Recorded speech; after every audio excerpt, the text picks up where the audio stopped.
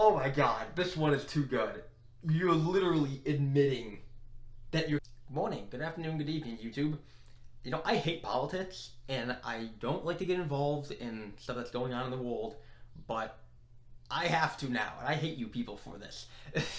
Stuff has just gotten to the point where you cannot stay on the fence anymore. Like, you can't just ignore issues. If I'm going to be talking about God, and if I'm actually going to be speaking the truth, I have no choice but to get involved in politics. And like I said, I hate it because I think politics brings out the worst in people because people pick a side instead of picking the truth. They'd rather be Republican or Democrat instead of actually going for what's true. They just want to have a side to associate themselves with. But regardless, politics is part of the world nowadays, and laws and what's going on in the world is part of it. And if I'm going to speak on the truth, I have to get involved in it whether I like it or not. So, this is your all's fault for making me do this. What I'm doing today is I'm going to be reviewing pro-murder arguments on Facebook. I have a list of stuff I found on Facebook of people advocating for the murder of children. So, I'm going to be taking some of these arguments and showing how absolutely stupid and logically backwards they are. So before I keep talking and making this any longer than it has to be, let's get right into it and have some fun. Alright, so let's start right off the bat. This is a really good one. No woman wants an abortion, as she wants an ice cream cone or a Porsche. She wants an abortion as an animal caught in a trap wants to gnaw off its own leg. Okay, this is horrifying when you actually think about it for more than 12 seconds, and you think about it as more than, I gotcha. She wants to gnaw off her own leg. Oh, my child is like a bear trap. You know, my child is nothing but a burden to me. I need to murder my child. I'm so desperate at living my life to end up getting my ice cream cone or a Porsche that I need to gnaw off my leg, which is my baby. I need to actually slaughter my baby because it is going to be such an inconvenience for me in my life. This is number one what's the problem with some of these arguments. It takes your children and it tells you that children are a burden. It is telling you that children and infants and anyone who cannot support themselves on their own, pretty much anyone before the age of adulthood, is nothing but a burden. So anyone who agrees with this is telling people everywhere that their children are useless. Their children are not a gift from God. Their children are not people. Their children are burdens. And that is a horrifying way to live. If you're against abortion, don't get one. If you're against contraception, don't take any. If you're against same-sex relationships, don't have one. If you're against same-sex marriage, don't marry someone of the same gender. Do not impose your beliefs and religion on all Americans. If you're not for murder, don't commit murder, but don't, prevent your neighbor from going to your school and shooting up your kid. Like, if your neighbor wants to kill a child, you should let him go to a school and shoot up a child. Because that's, if you don't want to do that, that's fine, but you shouldn't prevent other people from committing murder. So let's not have laws of preventing murder. And plus, if you like some of these arguments, if you're against same-sex marriage, don't have any. Well, yet most people are trying, maybe not this person specifically, but some people are trying to impose churches to forcefully marry same-sex couples. So you are trying to force your beliefs on us. It's not a one-way street. It's not that we're trying to force our beliefs on you. We're saying, okay, if you want to get married to someone of the same sex, don't do it in our church. We're not going to allow you to do it in our church because God does not agree with that. If you want to get married to someone of the same sex, I guess that is your right. But you should not be doing that in God's church. You should not be doing that in God's house. Because that is a heresy in front of God. That is against the Lord. So that's a little problem with this argument. You're saying that if someone else wants to commit murder, they should be allowed to. No, they shouldn't. They should not be allowed to take another life. That is something that you should get involved in. If someone's trying to kill somebody else, it's not their right to do it because it doesn't affect you. Our government is bold enough to force you to have a kid, but too weak to ensure they make it to recess alive. Okay, this is another good one. It kind of brought up what I just brought up in the previous one. If you didn't know, there are laws against shooting up a school. I mean, who would have thought that it's actually illegal to murder children? And we're trying to make it illegal to murder children in the womb. But again, this comes back to this is a logical fallacy, I think that's what you call it, number one, of saying, well, since something is legal in one area, we should make it legal in another area. Oh, just because, one country allows forceful marriages, allows arranged marriages, that means every country should allow arranged marriages. Because, well, if we fail in one aspect, let's just fail in every aspect. Yeah, people shoot up schools. doesn't mean we should allow it to happen. People murder people all the time. That doesn't mean we should just allow it to happen. Yet murder is a problem. The fact that there are so many school shootings is a problem that needs to be addressed. That's not an excuse to just abandon all other laws. This is pretty much the same as the last one I had. It's the same thing. Oh, don't like it, don't do it. Well, again, it's murder. You can't just say, oh, well, someone else is murdering. I just have to allow them to murder. When gas is $5 a gallon, and now you have to drive out of state to kill your baby. Oh my God, this one is too good. You're literally admitting that you're killing children. Like, the meme is literally, not only is it making fun of it, saying, oh, I gotta spend so much money to kill my child.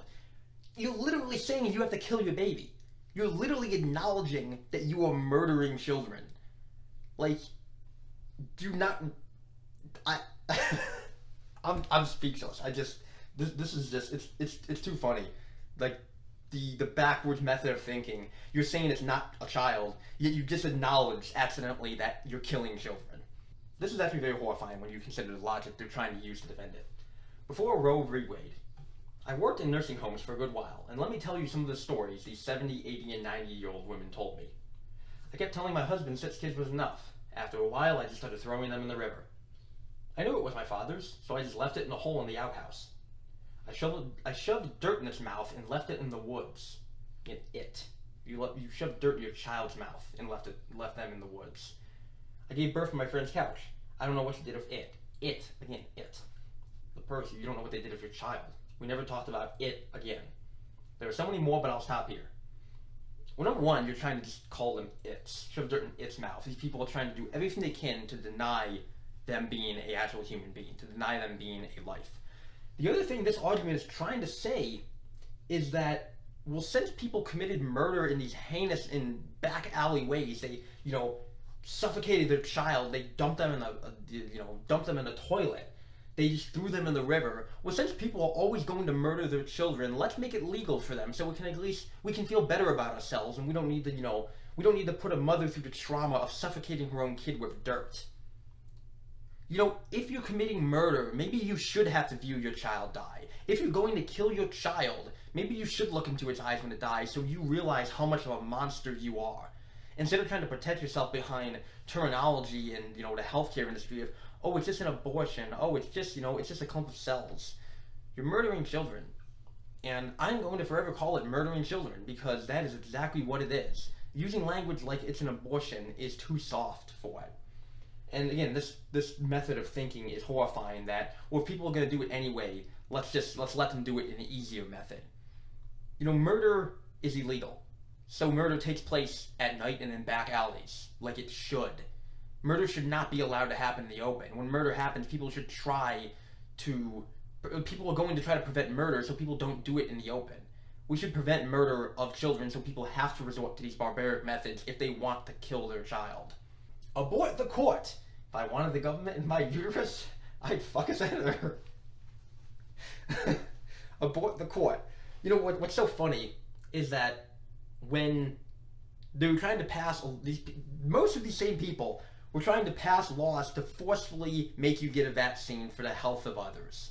And now when it comes to the life of children, the health of others, they're saying, let's not listen to the court this time. The court doesn't matter. We don't need to listen to this government. The government doesn't know what they're saying. When the last few years you just tried to, shove it down everybody else's throat that the government should be followed and they know what's best for you and they're saving lives. And they care so much about, saving people that are immune compromised, but now all of a sudden let's just murder children because I don't want to, I don't want to take responsibility for my actions. I don't know. This is actually a very good one. This is actually from a pro-life march that happened. As a former fetus, I choose life. And it's something that people, again, don't seem to realize that you all were these useless clump of cells at one time. Yet somehow you're a life now. Wonder how that happened unless, maybe that clump of cells was you. Maybe that was not just a clump of cells. Maybe that was a human life. Maybe that was your soul in there that God gave you. Maybe that was God knitting you together in your mother's womb. But you want to deny that. Yeah, so it's not all negative. There are people that are still fighting for what's good out here. This one's kind of funny. It says casual hookups are no longer worth the risk. You know, this next one is going into something that is going online, which is a sex strike. People are going on strike for sex, which is very funny. And this thing says casual hookups are no longer worth the risk. Refuse all sex until you're deeply committed enough to have enough resources to cover any and all potential treatments and travel you might need to guarantee your reproductive health. Instead of reproductive health, they're trying to say guarantee your, right to murder children. Casual hookups are no longer worth the risk. Really? Like, who would have thought that having sex with people could possibly get you pregnant? It's like, yeah, it's your body, your choice. You can choose to not have sex with people. It's like, who would have thought that's an option? The hashtags in here are great. Liberal logic. Abstinence prevents unwanted pregnancies. So I'm missing the gotcha here. I'm on a sex strike. No choice for me, no sex for him. Okay, yeah. Who would have thought that by not having sex you won't get pregnant and won't need to murder children? It's like, wow. Woman of America, take the pledge. Because of the overturn of Roe vs. Wade, we cannot take the risk of take the risk of an unintended pregnancy.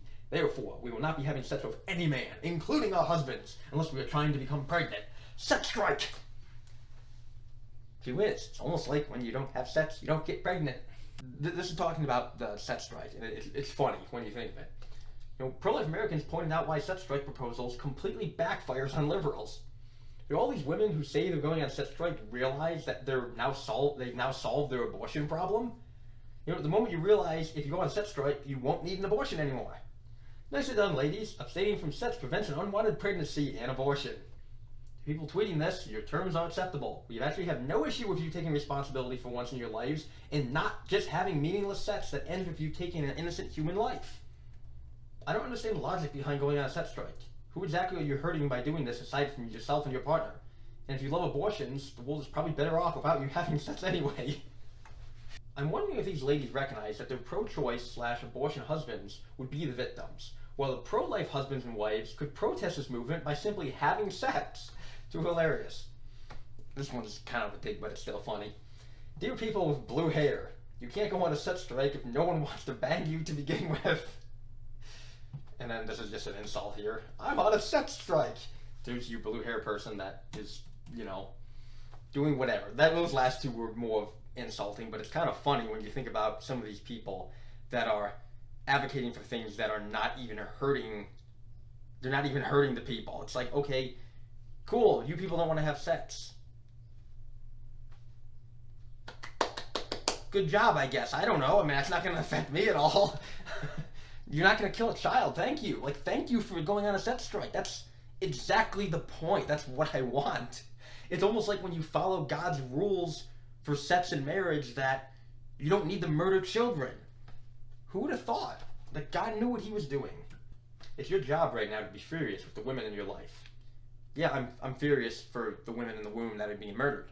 You want to go for women's rights? How about the little girls that are being murdered right now? They're women too, but you don't seem to regard them as that. So yeah, I'm furious for those women. I'm furious for the women that people are telling are not worth anything. I'm furious for the children, for the human beings that these people are saying, oh, your life is not worth anything. Consent to sex is not consent to pregnancy. I said what I said. Yeah, you did say what you said, and you sound like a complete and utter moron for it. Consent to sex is not... I can't. I'm sorry, I can't. If you were trying to force a needle in my arm last year, then I don't want to hear my body, my choice from you now. Alright, and I think we're all over with those. There was a couple more, but they're just repeated stuff that keeps getting said. A lot of these arguments are just, again, it goes back to the thing of people not wanting to take responsibility for their actions. My body, my choice.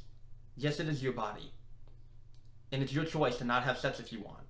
When there is another life in you, it is no longer your choice. It is no longer your body you're killing. It is no longer your body that you're talking about. You're talking about another human life that you have been given by God to take care of. If you are okay with murdering a child in your womb, you should be perfectly fine with murdering that child up to 15 years old. Because you might say, oh, in the womb, that child is fully dependent on the mother. It can't survive by itself. So, it's not a human.